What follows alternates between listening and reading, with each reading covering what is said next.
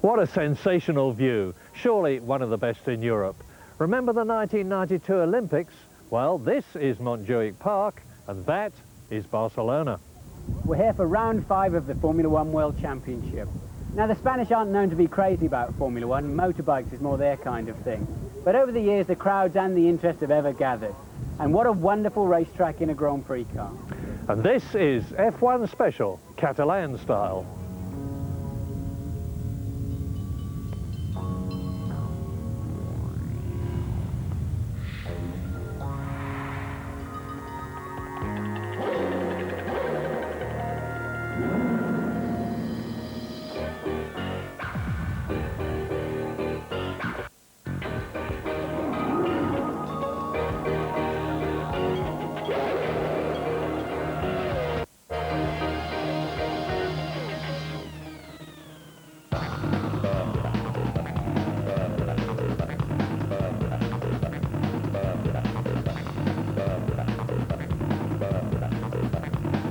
Coming up in today's show, decent exposure at 200 miles an hour. Doohan and Hakkinen in the Williams. Whoops! What's in a helmet? Brundle reveals all. We're 1-to-1 with Mika and Michael. And there's all the latest news and views from the paddock after today's qualifying session. Believe it or not, they used to hold the Spanish Grand Prix on these roads in Montjuic Park. It was spectacular, yes, but it was also very dangerous. In 1975, Jochen Maas won in a McLaren, but that race will always be remembered for the fact that, tragically, Rolf Stommelen went into the crowd and killed 5 spectators. Well, not surprisingly, that's the last time they raced here. The Spanish Grand Prix moved on to Jarama and then Jerez, and finally in 1991 to the Circuit de Catalunya, 15 miles outside of Barcelona. Qualifying for this year's Grand Prix finished just a few hours ago. Louise Goodman has the story. With the temperature rising steadily, the cars were early onto the track for the start of qualifying, and both McLarens were eager to show what they could do.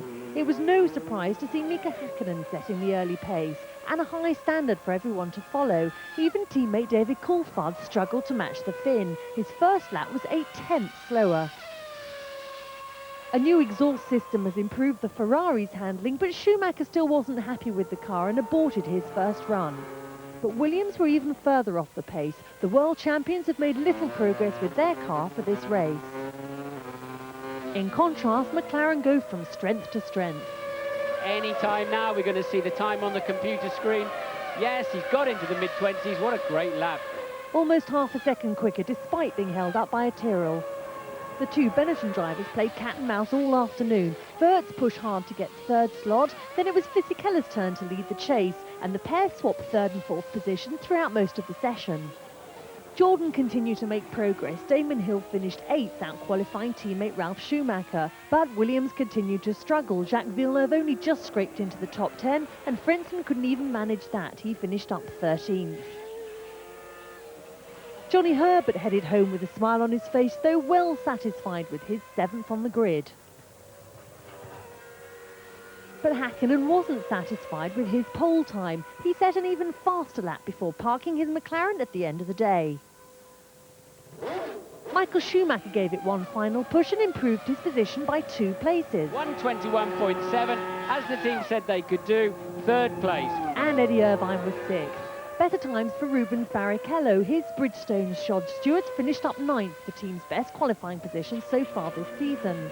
Once again, it was Magnussen who had all the problems. A broken oil pump put him into the spare car and down into 18th. But if Magnussen had problems, they were nothing compared to Ricardo Rosset. First he upset Giancarlo Fisichella, then he upset the entire Tyrrell team by failing to qualify. Taika Takagi survived the only spin of the day, but he only just scraped into the race, 21st and last. David Coulthard's day ended as it had begun. He qualified 2nd, but he was still 7/10 slower than Mika Hakkinen. The Finn has been in dominant form all weekend, and he's clearly enjoying his success. I have in this Grand Prix, I have special shoes, and they're very heavy. Especially the right one. No, there is no secret. There's no secrets there. There's no question of do I like this circuit or I don't like this circuit. It's nothing like that. There is pure logic behind it, why performance is so good here. We've done a great job, and we have improved the car. We got the most out of the car and tried a few different setup changes, but I just couldn't really get the car talking to me, and it was a bit of a struggle really to be that far behind, but we've got the race tomorrow, see what we can do. It was a good run where I almost didn't miss out anything. There was one corner I could have maybe just taken another half-tenths, but that's about it. We have a weak rear end, and this is a track where if the balance is not right, it's even more difficult to drive than it was in Imola, for example. The balance isn't too bad. You know, the car is good, but it's just that every other car is better. I'm never pleased with my own performance, to be honest. You know, I always must do better. We qualified 8th. We wanted to qualify better, but I think we're in very good shape for the race, and that's the important thing. So a 4th career pole for Hakkinen and another McLaren front row with Coulthard alongside.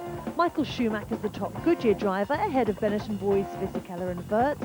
The 3 Brits, Irvine, Herbert and Hill, are 6th, 7th and 8th. And world champion Jacques Villeneuve is down and out in 10th. One of the things you have to get used to as a Grand Prix driver is the constant attention from media and particularly the photographers. 1 or 2 of the continental ones will even follow you into the toilets. It's a highly competitive and essential part of the Grand Prix circus.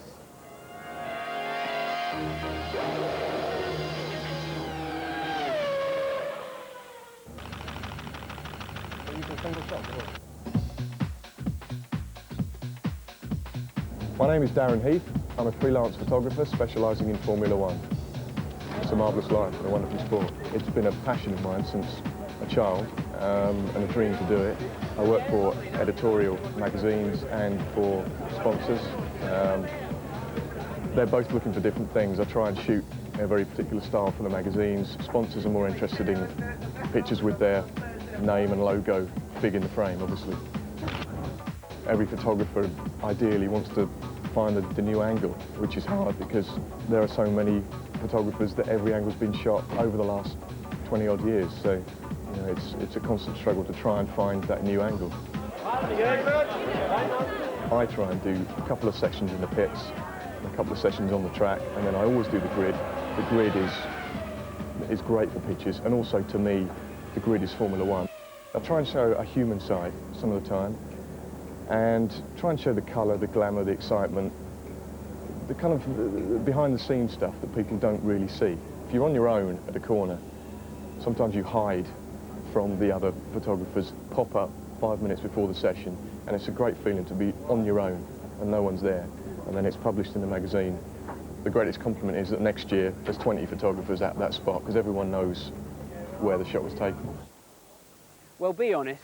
How many of you think you could be a Formula One driver? You're pretty quick through the roundabouts and all that kind of thing. The Williams Grand Prix team decided to invite 2 reigning world champions to find out. Bike rider Mick Doohan and rally driver Tommy Mäkinen were invited here to Barcelona for a Formula One test. If proof were ever needed it's not so easy, catch this. Action all the way. These are the champions. 4 times motorcycle world champion Mick Doohan for Honda. World Rally Champion 2 years running for Mitsubishi, Finland's Tommy Mäkinen. Top men in their worlds, but how are they going to go in World Champion Jacques Villeneuve's 700 horsepower Williams? No leathers for Doohan, smart overalls as he meets Villeneuve. Yeah, not so bad. And there's a lot to learn as they tour the Catalunya circuit. What's the line? Where to accelerate? Where to brake? It's all new for Mick.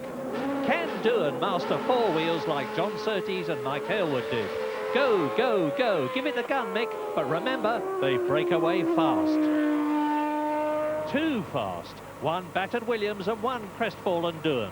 That'll be £20,000, please, Mick. I was like pointing it straight and it just spun. Like, as soon as I gassed it, it just started to spin, and as soon as I got out of it, it just kept going. And just tapped the wall with the left rear. 1 down, 1 to go. Can Mäkinen do better? Mick Doohan and Jacques Villeneuve tell Tommy what to do, but will he remember? Normally, I brake about here for the corner. No. But you brake before that. What is the speed? 310. Give it a bootful to get out of the pit lane, Tommy. But then, a stalled engine. On track with Hakkinen, and he's flying. Flying off. Some four-wheel drift. If you spin, you have to push full brake and clutch immediately. Yeah. And that's what I did immediately. And We did 50 meters more than Doohan anyway. Unsurprisingly, Mick and Tommy were both a good bit slower than Jack and Heinz Harald. But they said they had a great time on the track and off it. And that's not surprising either, because Barcelona is a great circuit and a great city.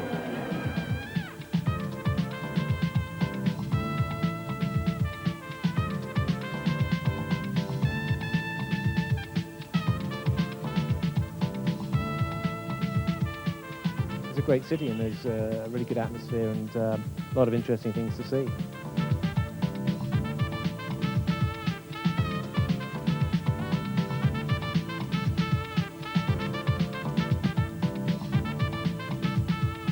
But I know it's a very nice city.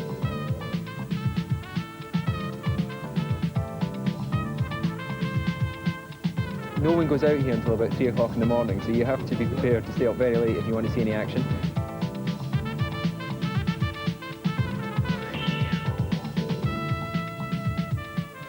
It's a famous football town, many fans from Barcelona.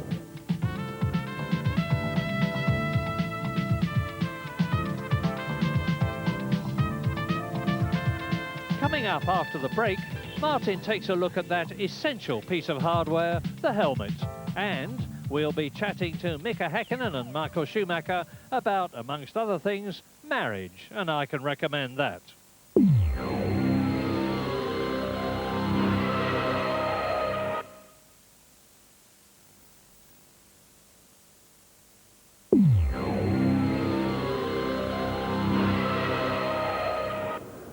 Welcome back. After 4 races of the 1998 season, Mika Hakkinen's leading the Drivers' World Championship. And you know, that's something I thought I'd never say, because 3 years ago he was lying in a coma in an Adelaide hospital after a colossal crash practicing for the Australian Grand Prix. But now he's back on top of his form, winning races and living life to the full. James Allen caught up with him recently in the beautiful Italian countryside. I love it. I like it a lot. I like to talk with the people, but particularly now it's nice because we can talk about nice things. Like what? Well, nice things, winning, you know, success, and that's all about. I mean, if like in the past, I was not in a winning position. I didn't have exactly right equipment to win. Maybe I was not exactly ready of winning. But now the situation is different. So in the past we used to talk about in the past I said, Mika, what went wrong? So it's not very nice. Yeah. It's not fun. But now we can talk about it. Hey Mika, you won a race. Isn't it great? And you say, yes, it is. And you can talk about what happened. It also gives you a lot of confidence. The one thing that racing drivers really need as much as anything else is confidence, isn't it? And you can tell that you're on top of your game at the moment. Yeah, I mean, it's a lot of different kind of confidence end of the day. For my advice in life, you never should be too confident of anything. Even you know something's definitely right and you know what you're doing, still you shouldn't be too confident. Because that moment you start going downhill. So you better be always careful, you know, with yourself, with your emotions, with your confidence of things. We can't lose sight of the fact that where you are now is coming off the back of that terrible accident that you had in Australia. I mean, obviously that's very much in the back of your mind. But I mean, people must realise it did take a while for you to get over that, and now you are really 100% on song, aren't you? It gave me a lot of experience and strength to continue, and it opened my eyes differently. You know, you have to face the life. You have to face the people, even you're in a difficult situation.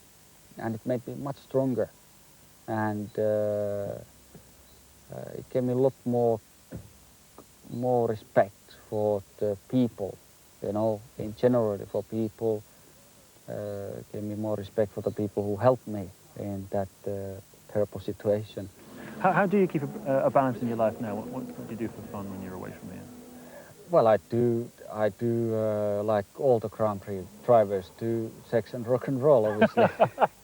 I read in the gossip column somewhere that you're thinking of getting married or that you got engaged. Is that true? Yeah, it's happening in the summer, yeah. Congratulations. Yeah, thank you very much, thank you. So you're going to get married, what, during the season? Yeah, during the season, yeah, in the summertime. Somewhere private, or is it going to be a big public thing like Michael Schumacher's wedding was? No, I don't, at the moment we want to keep it on very private basis where I have some friends and relatives, obviously. Anna, turn off the telephone. Well, it's great to see Mika smiling and winning at last. But he may not have been if it hadn't have been for this. The racing helmet's come a long way since the days of Moss and Fangio. As with the cars, designs have changed dramatically over the years, and the skid lid is now regarded as a crucial part of the driver's kit. Of course, the priority for a Formula One crash helmet is they must be strong and safe. But they also have to be light and comfortable. Remember, a driver pulls 3G in the corners, and these things take on 3 times their own weight. Luckily, they weigh under 1 kilogram. They're made of carbon Kevlar, and inside they're fireproof. They're tested very, very stringently, and you can see exactly why. There we go. Wow, that was dangerous. Oh, big one! Jordan Lacey's obviously had a coming together with, was it Eddie Irvine? Fire, fire, fire! And boom, he's made a right mess of that, hasn't he? They come in all shapes and sizes and colours, as you can see. Hill and Coulthard using the same make, Villeneuve and Schumacher using the same make. This one here, Wirtz, looks a bit like Darth Vader. Not too many of those around.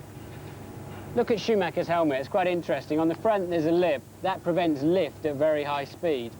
And then another duck bill at the rear. This is to help the air into the airbox, gives him a few millibars of overpressure and a few more critical horsepower. From the cockpit, oil, dirt and even the odd engine blow-up can make it almost impossible to see. When the visor does get dirty, we've got this rather basic system of 4 clear plastic strips called rip-offs. One is taken off on the start line, and the driver can take the other 3 off at his discretion through the race. He has to be careful when he's ripping them off, not to let them go in the radiators of the car behind. Another problem is, when it's raining, the water gets in between and they're virtually useless. Race order, Hill and Lacey, Schumacher, Villeneuve. These helmets are fitted to the drivers like Savile Row suits, and inside are plenty of instruments for them to talk to the pit. This is the main cable into the Jordan of Damon Hill. Then he has small earplugs with little speakers inside that plug into the system with a microphone at the front, so when he presses the button on the steering wheel, the pit can hear him over all of the noise. Also, there's a hole for a drinks pipe here. Many drivers like to take a drink throughout the Grand Prix. In theory, it's another advertising billboard, but helmet colours and designs remain a very personal issue. I think it's a very simple, straightforward design, but it's the St Andrews flag, and you know, it's nice to carry that with me wherever I go. Have you ever changed it? Monaco '96, I borrowed Michael's helmet, but other than that, it's always been the same. It's my own design. I did it many years ago. First it was a little bit different, but then it ended up in the design it is now. The colors are very easy. It's blue on the top, like the sky, green on the ground, like on Earth. Most of the time it's green, apart from the cities. And it's a special green. It's British racing green, because if it's a green, it should be British racing green. My dad stole it from the London Rowing Club. He used to row for the London Rowing Club. And when he started racing, he thought it would be nice to have some design on his crash helmet. And the design I have on my crash helmet is that exact same one that he took from the London Rowing Club, and they're very happy about it, I hope, and it's nice to carry on the tradition. Do you know, a Michael Schumacher helmet recently sold at a Japanese auction for over $50,000. Michael's carrying the hopes of 2 nations on his shoulders, Italy and Germany. And Martin's with him right now. How do you balance, you've got a young daughter, how do you balance the risk against the family? In racing condition, it's not really the moment, I think.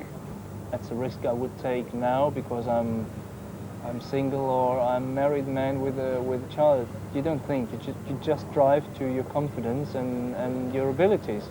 In testing it's sometimes different, where you know there's a risky moment, car is not perfectly balanced. You think, why should I take this risk now to prove whether it is risky or not? I will come in and change what I have to change and go out again. What do you like to do with your free time? You don't get much of it, I know, but when you are back in Switzerland, what's you like to do most? There's basically two things. First of all is see my little one. That's the main important thing. I get a great pleasure, in particular in the morning. I mean, now she has very good nights. She sleeps all the night through.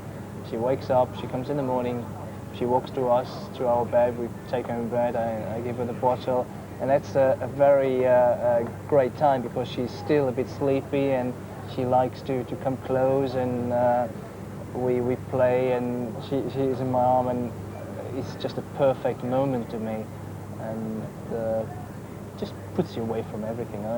You obviously know that situation as well. And then during the day you play, you go for a walk, and now the situation becomes much more pleasant. It was fantastic at the beginning, but it improves so much as she understands you. You can talk. She can't talk back, unfortunately, yet, but you can talk to her, she understands. You do things with her, and that's fantastic. And the second pleasure I get in my free time is kicking around the ball a bit with my friends. That kind of activity in your children and your games, it helps you balance life, helps you keep your feet on the ground, doesn't it? Away from all of the glamour of Formula One. To be honest, I never had, in my view, may other people see that different, but in my view I never had the problem to leave the ground. But it makes you more balanced in terms of getting a free mind of all the problems you may have had over the weekend or other things.